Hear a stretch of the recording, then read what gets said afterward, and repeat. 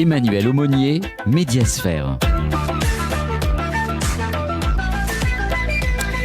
Bonsoir à toutes, bonsoir à tous et bienvenue pour une nouvelle saison de Médiasphère, l'émission qui s'intéresse aux médias dans toutes ses formes. Et aujourd'hui, on va s'intéresser à quelqu'un qui s'est intéressé et qui s'intéresse toujours aux différentes formes que peuvent prendre les médias, parfois aussi des formes un peu obscures. Cet homme, c'est Rupert Murdoch, le milliardaire australien, mais on pourrait dire presque aussi britannique et américain, qui a fait fortune donc en détournant un peu les médias de leur objectif initial, qui est quand même l'information. Et lui, c'est plus l'intérêt particulier, les enjeux de pouvoir. Et pour parler de Rupert Murdoch, on accueille David Colomb, qui vient d'écrire une biographie sur Rupert Murdoch, l'empereur des médias qui manipule le monde. C'est paru le 15 septembre dernier chez Taillandier. Bonsoir David Colomb. Bonsoir Emmanuel, merci de votre invitation. Alors, vous êtes professeur, vous êtes chercheur en histoire à Sciences Po, c'est vraiment l'histoire votre domaine.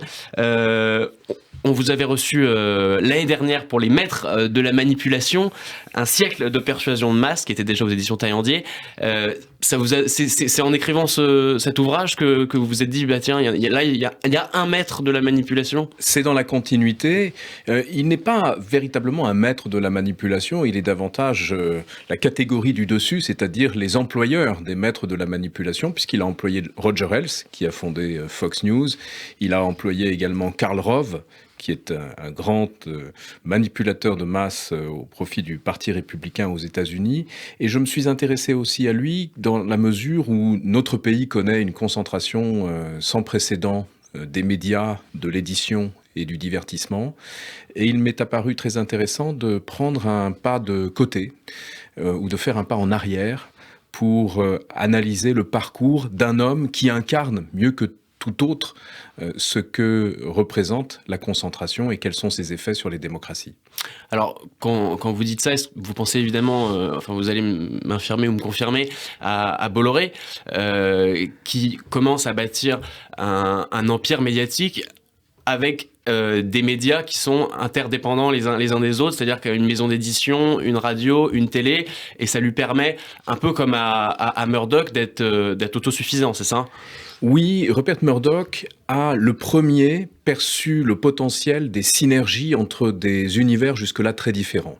Non seulement l'univers de la presse écrite et de la radio, mais aussi l'univers de la radio et de la télévision, du divertissement, de l'édition.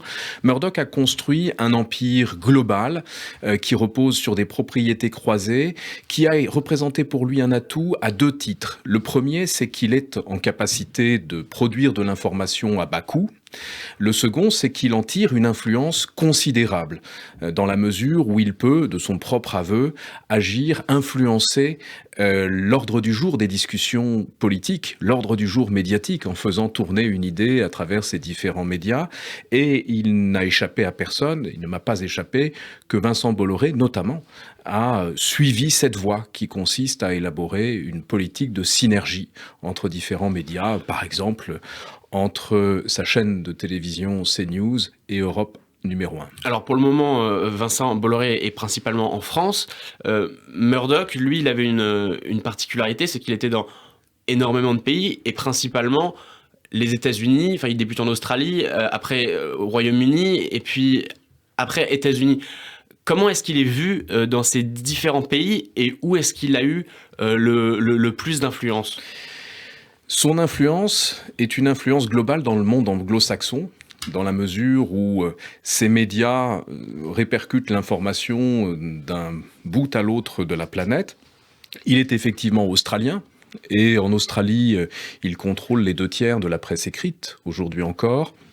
Il a fait ses études au Royaume-Uni, il a appris le métier de journaliste au Royaume-Uni et il s'est implanté au Royaume-Uni dès les années 60 et aujourd'hui 7 Britanniques sur 10 sont exposés quotidiennement à l'information en provenance de ces médias et il est devenu américain, il s'est installé aux États-Unis au début des années 1970, il a pris la nationalité américaine en 1985 pour pouvoir construire un empire de divertissement dans le cinéma notamment et la télévision. télévision, et son influence s'y est rapidement fait sentir. Et il faut se représenter ce qu'est cette influence. Il y a quelques mois à peine, il y a un an, un peu plus d'un an, il avait l'oreille non seulement d'un président des États-Unis, Donald Trump, non seulement d'un Premier ministre britannique, Boris Johnson, mais l'oreille du Premier ministre australien. Et son influence s'est faite également ressentir. Dans votre livre, on le qualifie à plusieurs reprises, enfin vous le qualifiez à plusieurs reprises, de Premier ministre bis ou des interlocuteurs. Vous pensez que c'était justifié, notamment peut-être lors du passage de Tony Blair au pouvoir? Et il a cette phrase à un moment donné à un confident de la reine d'Angleterre, Élisabeth II, qui s'était ému de ce qu'il avait violé l'embargo sur le discours de Noël de la reine, qu'il avait publié dans ses tabloïds. Il s'est énervé, il s'est emporté au téléphone en expliquant qu'il avait plus de pouvoir que le gouvernement britannique. Et c'est sa perception. Il est là depuis 70 ans. Il est au pouvoir depuis 70 ans, à la tête de son empire, et il a fait et défait plus d'une carrière politique. Et surtout, il considère que les dirigeants politiques sont là pour quelque temps à peine. Pas lui. Et Pas lui. Vous pensez qu'il a réellement fait élire Tony Blair, Boris Johnson, Margaret Thatcher, Ronald Reagan, que c'est vraiment non négligeable, c'est-à-dire que s'il n'avait pas été là, il n'aurait sans doute pas été élu? La question est, il est difficile de répondre à cette question. Je ne peux pas affirmer que sans lui, Reagan n'aurait pas été élu ou Boris Johnson n'aurait pas été désigné Premier ministre. En revanche, il est certain que ces médias ont pour cible, pour lectorat ou pour téléspectateurs, un segment clé de l'électorat de chaque pays. Aux États-Unis, le New York Post et Fox News ont pour cible principale les classes moyennes blanches et des personnes qui pendant longtemps votaient démocrate et qui ont basculé. Sous l'influence de Murdoch. Je crois sous son influence à la fin des années 70, au début des années 1980. Il incarne mieux que quiconque ce que l'on appelle le Reagan démocrate, c'est-à-dire des démocrates qui ont basculé dans le camp conservateur par attachement à des valeurs sociales. C'était son homme politique préféré, sans doute. C'était aux États-Unis son homme politique préféré, et je crois qu'il le reste de loin. Au Royaume-Uni, il a fait basculer les ouvriers, qui jusqu'alors votaient travaillistes, dans le camp conservateur en soutenant Margaret Thatcher. Et c'est un jeu à somme nulle, dans la mesure où Margaret Thatcher venait de son côté chercher cet électorat en venant séduire Rupert Murdoch. Elle est venue, c'est elle qui s'est présentée à lui, qui est venue prendre un whisky dans son bureau. C'est Ronald Reagan qui a sollicité Rupert Murdoch pour qu'il le soutienne dans ses campagnes. Et en même temps, il est certain que Murdoch n'a jamais aimé perdre. Et il a parfois fait passer son intérêt politique ou son intérêt économique avant ses convictions politiques, en soutenant des gens qui ne partageaient pas ses vues, mais dont il se disait toujours qu'il pourrait instrumentaliser le pouvoir. Alors il a un très grand mépris, non seulement pour les journalistes, mais également pour les gens, pour ses lecteurs. Sa maxime, c'est donner aux gens ce qu'ils veulent lire. Miser sur la bêtise plutôt que sur l'intelligence. Quand on regarde Rupert Murdoch, on aurait tendance à dire que c'est payant. Il a retenu les leçons principales de son mentor, qui était Lord Beaverbrook, qui était un grand magnat de la presse britannique, qui lui a enseigné le fait que pour être efficace, un journal de propagande devait d'abord gagner de l'argent. Et c'est en gagnant de l'argent qu'il gagnait de l'influence et qu'il pouvait faire valoir ses vues. Et c'est ce qui a conduit Murdoch très tôt, au Royaume-Uni comme un peu plus tard aux États-Unis, à faire valoir un modèle de tabloïd, de presse populaire, qui mettait en avant ce que son public recherchait. C'est-à-dire, non pas de l'information politique pure et dure, non pas de l'analyse, non pas de l'enquête, mais des faits divers, le traitement de la vie des célébrités, la vie sexuelle de Donald Trump aux États-Unis, la vie sexuelle de la monarchie britannique au Royaume-Uni, la télévision, il a beaucoup misé sur le sport, de sorte que ces médias sont devenus extraordinairement rentables.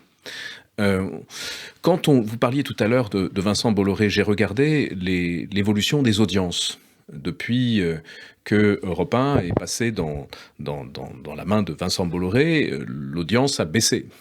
Entre 2021 et 2022, Europe 1 a perdu... Encore baissé, parce qu'elle était déjà assez basse. Encore baissé, elle était basse, mais il a encore perdu...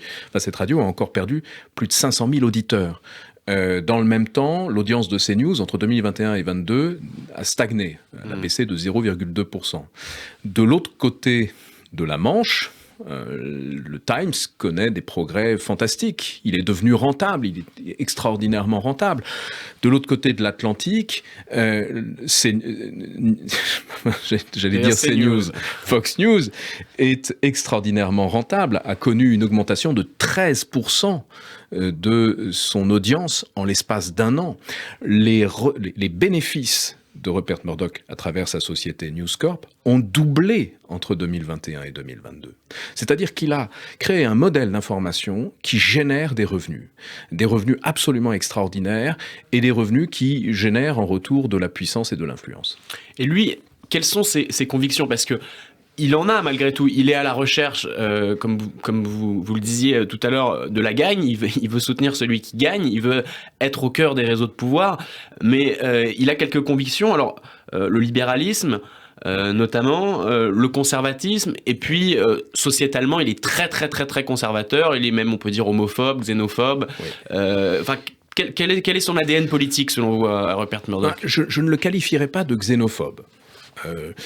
J'ignore s'il est personnellement homophobe. Il a eu quelques phrases qui seraient aujourd'hui jugées très malheureuses auprès de ses journalistes. En revanche, il est certain que ces médias ont depuis toujours répandu un discours très profondément homophobe, très souvent hostile à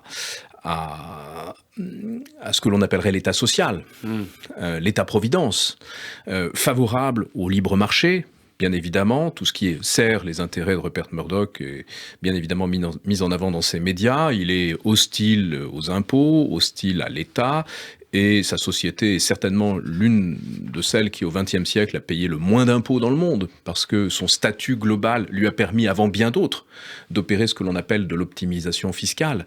Il a pu aussi opérer ce que j'ai appelé de l'optimisation comptable, dans la mesure où il appliquait les règles comptables très bienveillantes de l'Australie, pour sans cesse augmenter sa capacité d'emprunt, de sorte que plus il empruntait, et plus il était en capacité d'emprunter davantage. Il a construit, effectivement. Maintenant, en ce qui concerne ses convictions les plus profondes, il me semble que c'est l'hostilité envers les élites britanniques qui a toujours guidé son action. Il est profondément hostile à la monarchie britannique en tant qu'institution, il est hostile au système des honneurs, il est profondément australien en ce qu'il rejette l'idée d'une tutelle de sa nation de la part du Royaume-Uni. Il est ensuite, depuis longtemps, un allié objectif des États-Unis dans les relations internationales, en même temps qu'un allié d'Israël, qu'il soutient constamment. C'est ce que vous dites, c'est une de ses particularités, c'est un soutien d'Israël et même de la branche dure Israël avec Ariel Sharon notamment. Alors,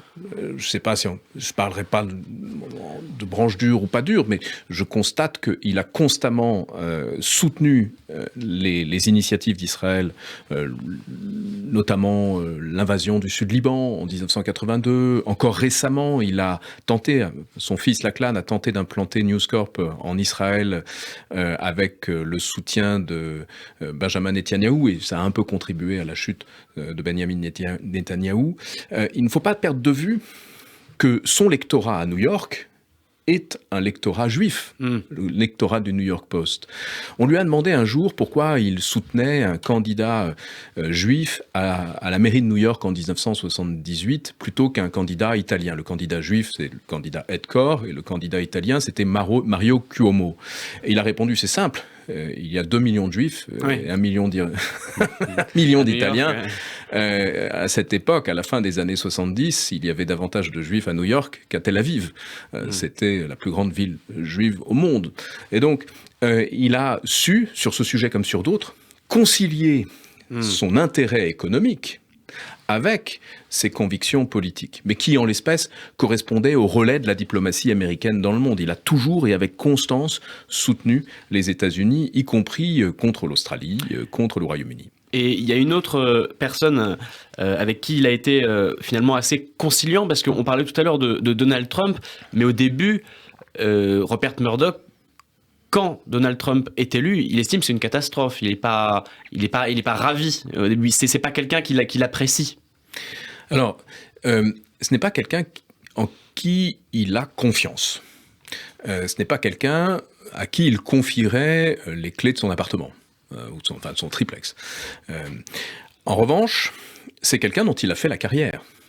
Car la notoriété de Donald Trump doit beaucoup à la page 6 du New York Post, créée par Rupert Murdoch lorsqu'il a racheté ce quotidien new-yorkais. C'est-à-dire qu'il chroniquait la vie de Donald Trump. Il faisait chroniquer la vie de Donald Trump, et la vie fantasque de cet héritier lui a rapporté beaucoup d'argent. Ils avaient certains points en commun à la fin des années 70. Ils n'avaient pas beaucoup d'argent, ils étaient tous les deux des héritiers en quelque sorte déshérités, ils avaient à cœur de se faire un prénom. Ils avaient à cœur aussi de conquérir Manhattan, puisque ni l'un ni l'autre n'était originaire de Manhattan. Le succès du père de Donald Trump s'est fait ailleurs qu'à Manhattan. Et donc, ils se sont trouvés en quelque sorte, ils se sont rencontrés et se sont soutenus l'un l'autre. Murdoch soutenant la notoriété. On a quand même l'impression que dans la relation, Donald Trump a une grande admiration pour Rupert Murdoch, ce qui n'est pas forcément réciproque. Ce n'est pas réciproque. J'écris dans le livre que Murdoch incarne aux yeux de Trump, et il l'a dit, ce qu'au fond, il n'était pas quelqu'un qui a connu du succès dans les affaires, qui n'a jamais connu de faillite. Il est passé une fois très près de la faillite, mais il n'a jamais connu de faillite. Quelqu'un d'influent et de puissant et de respecté, ce que n'a jamais vraiment été Donald Trump avant d'être élu président des États-Unis. Il ne l'a donc pas soutenu. En revanche, lorsque Trump a été élu, la première question que s'est posée Rupert Murdoch était: comment est-ce que je peux instrumentaliser les relations spéciales que j'ai avec lui à mon profit? Et ça a été assez facile. Ça a été assez facile. Il a réussi à placer Jared Kushner, qui est proche de Murdoch, à la Maison-Blanche. Il a fait contrepoids à l'influence de Steve Bannon auprès du président des États-Unis. Et puis, en raison de l'influence personnelle qu'il avait sur Trump, il a réussi à influencer sa politique, influencer ses décisions, à la fois au profit des intérêts économiques et entrepreneuriaux de Murdoch. Par exemple, Trump a facilité la vente d'une partie de son empire à Disney, et puis en même temps en allant dans le sens qui était le plus favorable à ses convictions politiques, la baisse des impôts notamment. Il y a une particularité aussi peut-être du mandat Donald Trump, c'est vraiment l'éruption ou peut-être l'accélération des fake news. Et les fake news, c'est un peu une invention de Rupert Murdoch.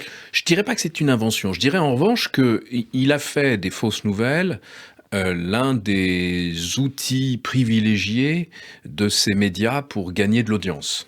À ses yeux, seule importait l'efficacité de l'information.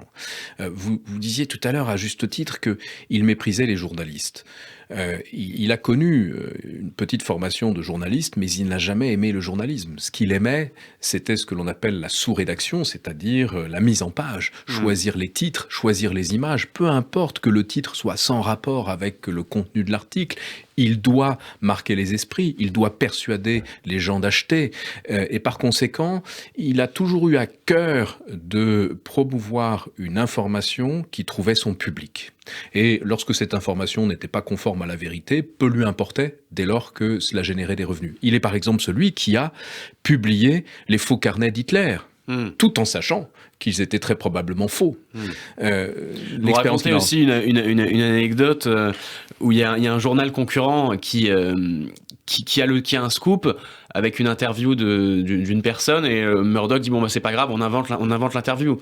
Il tue le scoop en faisant inventer une fausse interview qui est publiée avant. Là c'est au-delà de la fake news qu'on connaît aujourd'hui, qui est un dérivé. Là c'est vraiment une création pure, quoi. C'est une création pure parce que sa conception de l'information n'est pas celle des journalistes. Il ne s'agit pas de rechercher la vérité par le respect d'une éthique et d'une déontologie. Il s'agit de produire une information qui génère des revenus, qui génère de l'audience, qui génère la vente de papier. Et à partir de là, tous les coups sont permis. Est-ce qu'on peut considérer qu'à la télévision, alors Murdoch est aussi le premier à avoir mêlé le divertissement et l'information. Est-ce qu'une émission comme TPMP de Cyril Hanouna, Touche pas à mon poste, est-ce qu'elle pourrait rentrer dans la galaxie murdochienne ? Je ne sais pas vous répondre parce que je ne regarde pas ces émissions. C'est vrai.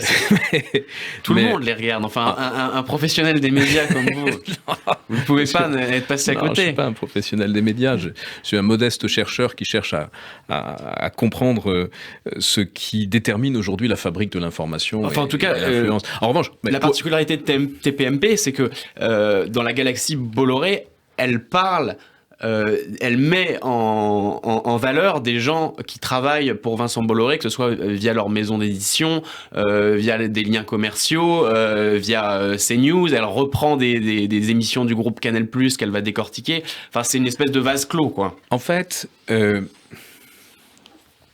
ce que j'en sais, il semble que la stratégie suivie par Vincent Bolloré ressemble beaucoup à celle de Rupert Murdoch. Il ne s'agit pas de produire de l'information, il s'agit de produire du divertissement.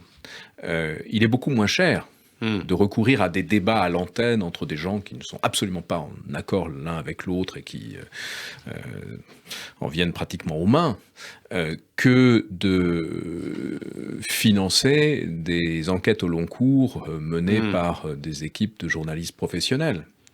L'information divertissement a été et toujours la marque de fabrique de Fox News. Il s'agit d'une information qui vise au fond à donner l'impression aux gens qu'ils sont informés davantage qu'à les informer. Elle repose sur ce que l'on appelle des soft news, c'est-à-dire des nouvelles distrayantes, davantage que sur les hard news, les nouvelles dures, celles qui sont là pour éclairer les choix des citoyens et des citoyennes.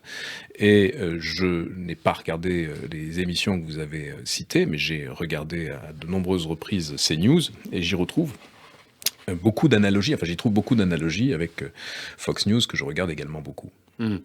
Alors, il y a aussi une attitude ambiguë qu'a eu Rupert Murdoch avec un autre président des États-Unis avant Donald Trump, c'est Barack Obama.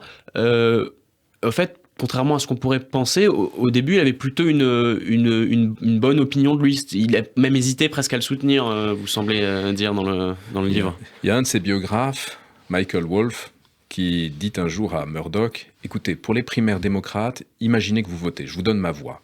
Vous votez pour qui ? Vous votez pour... Et il répond, Obama, il vendra plus de papier.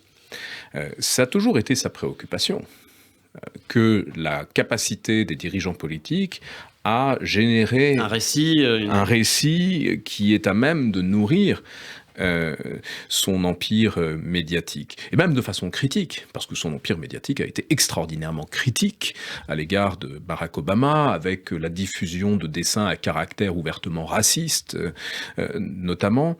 Mais il est certain que il a été tenté à un moment donné de suivre la vague Obama. Il en a été dissuadé par son numéro 2, patron de Fox News à l'époque, Roger Ailes, qui a mis sa démission dans la balance. Qui était sans doute une des personnes qu'il a le plus écouté durant toute sa vie. Il l'a écouté parce qu'il le craignait. Il le craignait parce que Roger Ailes était le seul de ses subordonnés à avoir une influence comparable à la sienne aux États-Unis. Il le redoutait parce qu'il était assez imprévisible. Et puis, surtout, il l'écoutait parce que Roger Ailes générait des revenus absolument extraordinaires. Il faut s'imaginer que Fox News sous Roger Ailes, c'était 1 milliard de bénéfices par an. Quel média peut prétendre faire 1 milliard de bénéfices par an, 1 milliard de dollars ? Aujourd'hui, c'est plus d'1 milliard de dollars. On est à plus d'1,5 milliard de dollars de bénéfices nets avant impôt, par an. Donc, Roger Ailes, c'est aussi un grand scandale, avec le scandale des écoutes dans les années 2010. On se rend compte à un moment que le groupe de Rupert Murdoch a mis sur écoute des hommes politiques de premier plan, des stars et même la famille royale.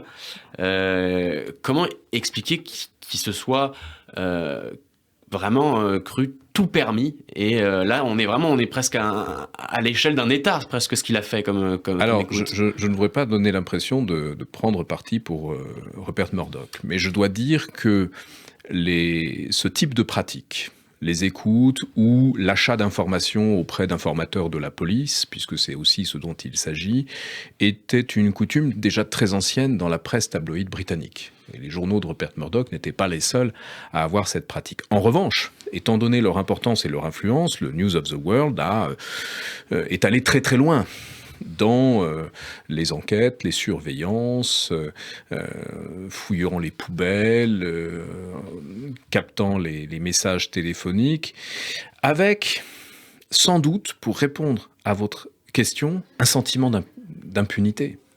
Parce qu'au fond, le gouvernement ne peut pas se permettre de perdre votre soutien, que vous lui en vouliez.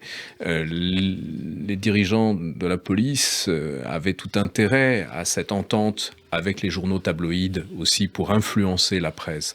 Par conséquent, il s'en est tiré presque sans une égratignure. Celui qui a souffert, c'est son fils, James, qui a été écarté de la succession de l'empire Murdoch. En revanche, Rupert Murdoch, lui, a continué comme si de rien n'était. Il faut dire que il tient son empire comme personne ne le tient. Il n'a pas à écouter son conseil d'administration. Il ne redoute pas son conseil d'administration. Il est toujours allé à l'encontre des rugissements au sein de son conseil d'administration lorsqu'il a été soupçonné à tel ou tel moment de népotisme. Il est à l'abri d'une OPA. Parce qu'il a introduit il y a 20 ans une poison pill, une pilule empoisonnée, c'est-à-dire un dispositif qui empêche de facto, enfin qui dissuade de facto quiconque de chercher à s'emparer de son empire. Donc c'est un empereur tout puissant sur un empire gigantesque. Il a connu très peu d'échecs. Vous disiez il a été au bord de la faillite, mais il s'en est sorti. Vous racontez quand même deux échecs. Il y a la Chine, donc il s'est planté en Chine, et le numérique sur lequel il a jamais vraiment misé, ou il a misé avec MySpace face à Facebook, mais il a clairement perdu. Le numérique, il a toujours échoué. Il a tenté à maintes reprises, il s'est fait aider par ses fils d'une autre génération que lui, mais a fait de mauvais choix stratégiques, comme le choix de MySpace, qui était alors le premier réseau social au monde, mais qui n'a pas fait le virage de la monétisation qu'a fait Facebook et qui a conduit à la quasi-disparition de MySpace, qui a été vendu pour pratiquement rien. Son autre échec est un échec beaucoup plus significatif, car il a non seulement échoué à gagner le marché chinois, mais il a échoué également à gagner le marché russe, qui étaient deux marché qu'il convoitait pratiquement au même moment, c'est-à-dire milieu des années 1990 jusqu'au milieu des années 2000. Et il s'est heurté là à deux difficultés. La première, c'est qu'il était perçu comme un agent d'influence des États-Unis, et ni la Chine ni Poutine au début des années 2000 ne voulaient d'un agent d'influence étranger dans leur pays. Il s'est heurté ensuite au fait qu'il est beaucoup plus difficile d'obtenir ce que l'on veut de dirigeants autoritaires que de dirigeants démocratiques. Parce que le dirigeant démocratique a affaire à un marché électoral. C'est ce qui a conduit, par exemple, un Premier ministre travailliste à prendre des mesures très favorables je parle de Tony Blair, des mesures très favorables à Rupert Murdoch, parce que Tony Blair avait besoin, croyait-il, de Rupert Murdoch pour devenir Premier ministre.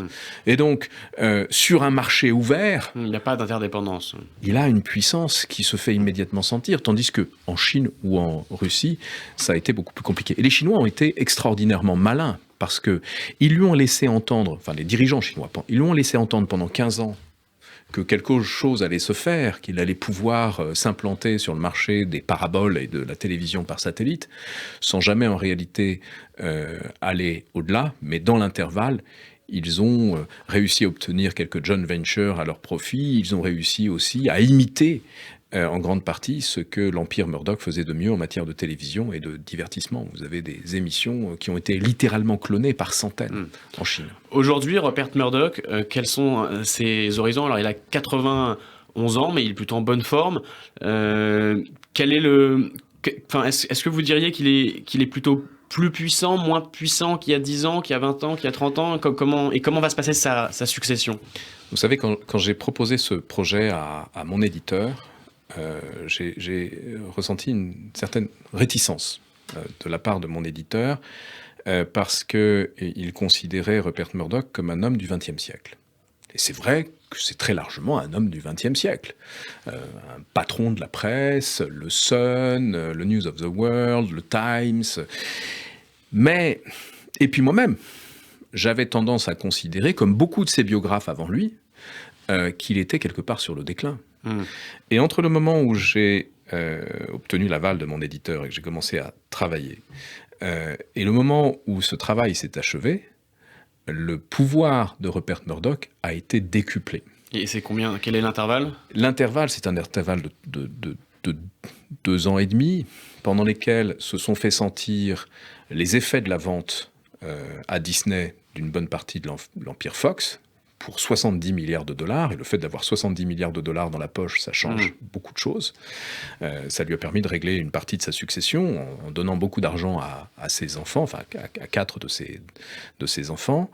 Ensuite, il a atteint au Royaume-Uni et aux États-Unis avec Trump et avec Boris Johnson le summum, c'est-à-dire une influence qu'il n'avait jamais eue sur Margaret Thatcher, qui pourtant le considérait comme un ami personnel, qu'il n'avait jamais eu sur Ronald Reagan, qui pourtant a pris des mesures que Murdoch souhaitait et qui ont bouleversé l'économie des médias et du divertissement.